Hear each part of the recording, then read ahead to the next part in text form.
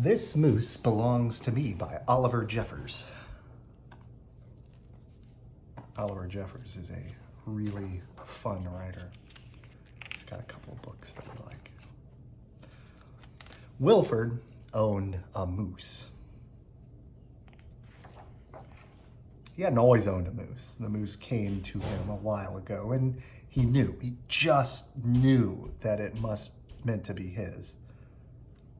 He thought he would call him Marcel. He began following Marcel, explaining the rules of how to be a good pet. Much of the time, it seemed as though the moose wasn't listening, but Wilford knew he was, mostly because he followed rule number 4 very well, not making too much noise while Wilford played his record collection. Sometimes the moose wasn't a very good pet. He generally ignored rule number 7, going whichever way Wilford wants to go. The moose had very good sense of direction, and Wilford did not. And because the moose was particularly poor on rule number 7, subsection B, maintaining a certain proximity to home, Wilford quickly learned to bring some string along on their outings so that he could find his way back again. Sometimes the moose was an excellent pet. He had no trouble with rule number 11, providing shelter from the rain, or rule number 16, knocking down things that are out of Wilford's reach. Good work. One day, as Wilford discussed their plans for the coming year on a particularly long walk, he made a terrible discovery. Someone else thought she owned the moose. Rodrigo, you're back! Wilford was dumbstruck. This moose was Marcel, not Rodrigo. The old lady was mistaken, and Wilford thought it only proper that he correct her.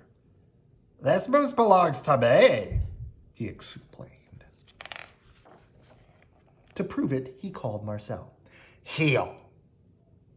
But the moose did not respond. It seemed more interested in the old lady. Very good, Rodrigo. Fine. Embarrassed and enraged, Wilford rushed off to home. But in his haste and miles away from anywhere, he tripped over his string and got tangled up. And there he lay. Wilford was beginning to get a little worried. It was getting late, and the monsters would be out soon. He had just ruled out the last of his options. Maybe a penguin was going to come help, or a bear with an axe. Maybe a hammer would come help, or a saw, or maybe some sort of shark. Hey, thanks. No problem. Or maybe a thunderstorm would help. When along came the moose and performed Rule 73 brilliantly, rescuing your owner from perilous situations. All was forgiven, and perhaps Wilford admitted he'd never really owned the moose anyways. With that in mind, he and the moose reached a compromise. The moose would agree to all of Wilford's rules whenever it suited him. No, Dominic, you're back and you brought me an apple.